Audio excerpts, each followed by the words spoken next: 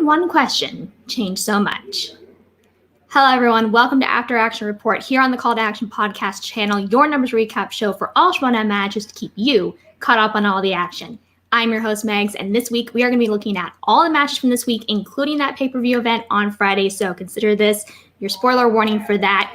This week we saw the knockouts keep racking up for certain competitors, and the records don't always tell the full story of a competitor. And how can one question create such crazy results? Without further ado, let's take a look at everything we saw here. But before I do that, please make sure that you have hit like. If you are new to this channel, please make sure that you've clicked subscribe and make sure you have that notification bell hit so that you can be made aware of every time we go live or every time we drop a new video here on this channel. And feel free to leave comments here on this video as well as at any of the socials that I have listed in the description of this video. I love communicating with you guys about this. Anything come up that makes you curious about wanting to know more, or if you just have any comments or questions that you have in general about stats, feel free to drop those in there. I love interacting with you guys. Let's take a look at what we had this week. This week, we saw the second semifinal tournament in the IG between Moose Haas and Saul. In the tournament for the singles division, we kept rolling around with two round one tournaments, Janine the Machine against Eric Zipper and Brittany Young up against James White. And like I said before, our Versus pay-per-view event, the Star Wars title match between Andrew DeMolanta and Thomas the Major Harper. Again, as I said, to start off this week, we saw Moose Haas, one of the new rookies from the Finstock Exchange, going up against sophomore Saul, who has just been on a tear this year. More on that later. But going into this first round, we see that Saul is up by 4, 8-4. So Moose only being able to get half as many points in that round, but neither of them able to get perfect rounds. Moving into the second round, we see that Saul elects to spin first. He spins Spinner's Choice initially and promptly takes Superman, where he's able to come away with 8 out of 10 points. He does check down multiple choice once, misses that question, but that question is not stolen. So Saul comes away with 8 points there. Moving over to Moose Haas, who spins Opponent's Choice and is given scores and soundtracks where he's able to come away with 5 out of 10 points. Checks down to multiple choice twice, misses one of those multiple choice questions and also a 2-point question, which are stolen for a total of 3 points by Saul. So if you're keeping track by the numbers, with Saul being up by 4, with the addition of all these 3-point steals, Moose barely escapes a KO here in this round, where we now see that Saul is up by 10. He has gained 6 points in this round. Again, a total of 10-point differential, 19-9 going into the third and final round,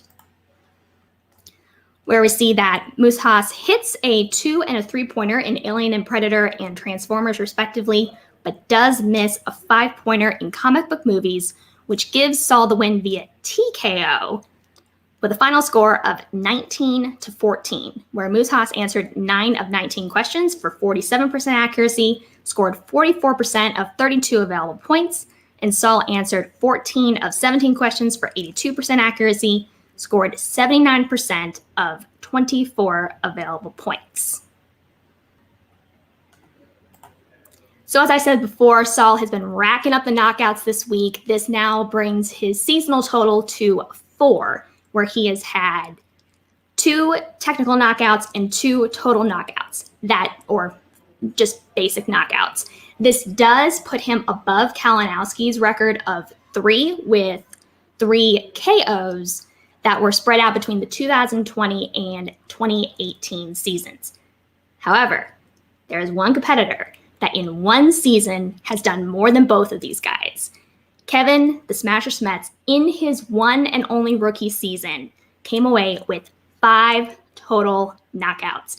One of them being by TKO, 4 of them being KOs, including a knockout of Mike Kalinowski to win the IG title at the end of his rookie season, which is the only time that we have ever seen the IG belt to be won via KO or TKO. So keep that in mind. But let's go ahead and move into the rest of this week. There's a lot more matches to cover.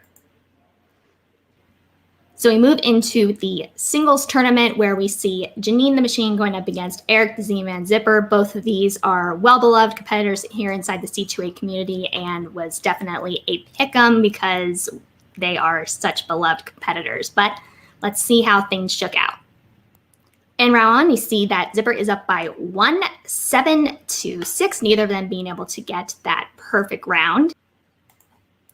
So in the first round of this match, as well as the next match that is to follow, benefit of the doubt rule came into play for both matches. I'm not going to touch on that. The other after shows have covered that extensively, but if you want to make comments about that, feel free to do so. I'm just not going to be covering much of it here on this channel, but just so you know, when you are looking back on this match, benefit of the doubt rule came into play here, as well as in the next match. But let's just keep going through this match. Moving into the second round, we see that Zipper defers over to Janine. Janine spins away from DreamWorks Animation, ends up taking Paul Thomas Anderson, where she's able to come away with 5 out of 8 available points. Checks on a multiple choice twice, misses on one of those multiple choice questions, and that question is stolen by Zipper for 1 point.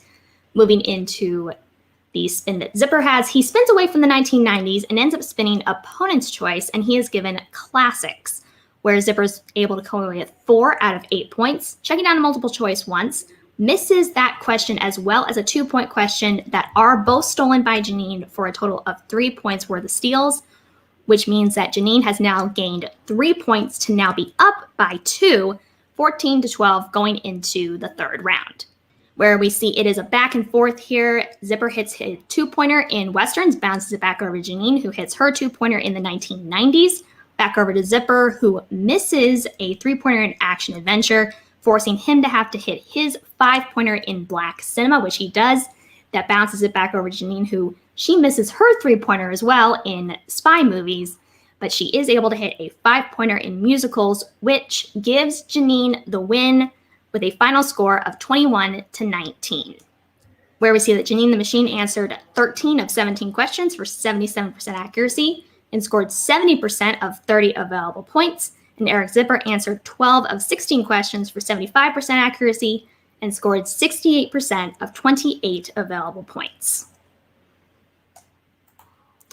As I said at the top of this recap, both these competitors both have records that do not reflect their potential. Janine having a strong run here at the beginning of the season, and with this win has a potential to really go deep inside of this tournament. We'll see how the rest of the bracket shapes out here, but Zipper also is someone that has been well beloved in this community, especially again here at C2A, and from someone who enjoys the MTS. When Eric acted like he was going to retire, my heart's dropped.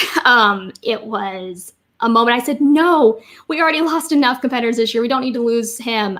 But it was a fake out. He did a really good job with it, and definitely got all of us, especially me, in the feels for that. So but let's go ahead and move into the next match. So we see another member of the Stars, Brittany Cherry Bomb Young, going up against a member of Corruption, James the Jet White, someone that we have not seen enough of inside of this season. Certainly exciting to see what both of these guys are capable of. So coming into round one, we see that James White is up by 2, 8 to 6. He does get a perfect round, but is not able to capitalize on the bonus questions. So it remains a 2-point game going into the second round, where we see that James White elects to spin first, spins away from John Hughes, and ends up taking Disney. He is able to come away with 6 out of 8 points, checking out a multiple choice twice, but not giving away any steal opportunities. Brittany Young spins away from the 2000s and ends up taking courtroom dramas and legal thrillers, where she comes away with 3 out of 8 points, checks down a multiple choice 3 times, misses 2 of those questions on multiple choice, and both of them are stolen by James White for a total of 2 points worth of steals, which gives James White a gain of 5 points to where he is now up by 7, 16 to 9 going into the third round, where we see that Brittany Young hits all 3 of her questions, a 2-pointer in crime, a 3-pointer in family films, and a 5-pointer in biopics, to bounce it back over to James White, where he hits a 2-pointer in Oscars and a 3-pointer in thriller, which does give him the win with a final score of 21 to 19, where Brittany Young answered 11 of 15 questions for 73% accuracy and scored 70% of 27 available points. James White also answered 16 of 17 questions for 94% accuracy and scored 88% of 24 available points. While James was able to stay ahead of Brittany on as far as points go in every round, Brittany made him earn it by making him answer 2 questions inside of the final round due to the point differential. By her hitting all 3 of her final round questions, forced him to have to answer at least 2 in order to beat her. So awesome job by her. Glad that she went down fighting, and we shall see what James White is able to do in the rest of this tournament. But without further ado, we're going to get into the finale of this week. My favorite match to talk about, a lot of things to break down. I am talking about the pay-per-view event, Andrew the Hunter Demolata going up against the Major Thomas Harper. Demolata going for his 3rd defense. In the first round, we see that Demolata is up 10-8. Again, Demolata is able to get that perfect round, but is not able to get the bonus question. So again, still a 2-point differential here. Coming into the second round, we see that Demolata defers to Harper, who spins away from Revenge of the Sith and ends up taking Mixed Bag, where he is able to sweep that category for the full 10 points. And just to note, this is the second time that Thomas Harper has swept the Mixed Bag category. Just something of note to mention. Going into Demolata's spin, he spins away from the Clone Wars and ends up taking the Force Awakens, where he comes away with 8 out of 10 points, not checking down to multiple choice, misses 1 for 2 points, and has that stolen by Harper. So this now gives Harper a gain of 4 points to now be up by 2, 20-18. So already we're seeing this is a back and forth match. Anything can happen. That 4 points is going to make things very interesting moving forward. We move into the betting round, where for intensive purposes, Harper is the one who is spinning. There's no spinners or opponent's choice in this wheel via the champion's preference, so doesn't particularly matter, but he does end up spinning the Phantom Menace on the digital wheel. And Demolata and Harper both bet 3 points and both answer correctly. So there is no change in the point differential. Harper is still up by 2, 23-21 going into the 4th round. Mean the speed round, where Harper being up elects to go first. He answers all the questions before time expires, but does get question 4 incorrect for a total of 8 points, with the 1 question being incorrect being a -1 point. We come into Demolata's round, where he passes on questions 5 and 9 and is able to answer question 5 before the time expires. He does not have any incorrect, however, so he comes away with 9 out of 9 questions correct for a total of 9 points. So we see that Demolata gains 1, but Harper is still up by 1 point, 31-30 going into the 5th round, where we see another back and forth here. Demolata hits a 2-pointer in Star Wars Underworld, bounced it over to Harper to hit a 2-pointer in Attack of the Clones. Demolata, 3-pointer in the Phantom Menace. Harper, a 3-pointer in Rogue One. Back to Demolata for a 5-pointer in Villains. And Harper is able to hit his 5-pointer in The Force Awakens, which does give Thomas Harper the win and the title with a final score of 41-40. Where we see that Andrew Demolata answered 27 of 29 questions for 93% accuracy and scored 91% of 44 available points. Thomas Harper answered 27 of 30 questions for 90% accuracy and scored 89% of 46 available points. Now I know what you're thinking. Megan, did you calculate that right? Did you have a typo on these graphics? I assure you, I do not. I manually calculated these multiple times. So here's what made the 2-point steal and the 4-point conversion inside of round 2 so interesting. Because of that 4-point swing inside of round 2, it overcame the deficits in the accuracy and potential points earned by Harper to give him the win over Demolata by only 1 point, but it was enough to put him over the edge and to keep him ahead of Demolata for the rest of the match. So crazy to see that happen. It rarely, if ever, happens. I'm going to do some more deep diving to see what other instances that has happened, but this is the only time that it has happened inside of a title match that I am aware of. So some other interesting notes from this match. This is the third time inside of a 5-round match where a competitor in Star Wars has been down in round 1 and ends up coming back to win the match.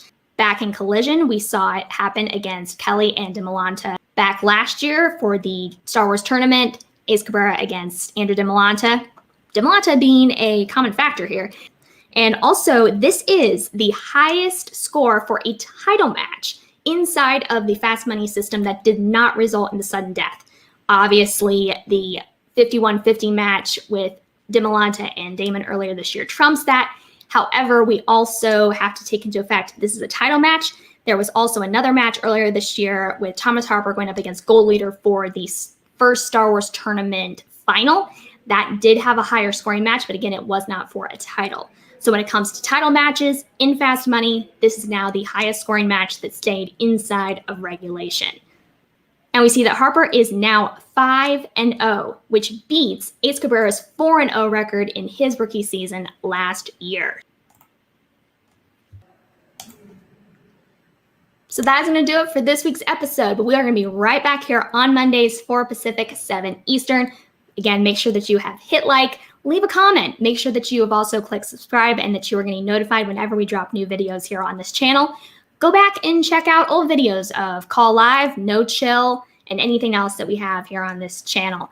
And there will be links for this episode and all the breakdowns that I presented here on Twitter, Facebook, and the Schmodown subreddit. So keep your eye out for those if you want to take a closer look at everything that I present here. And also check out this channel over on Twitch on Wednesdays. Nat and Dylan do all sorts of fun shows over there. But until next time, for the whole Call to Action team, I'm Megs. This has been After Action Report, signing off.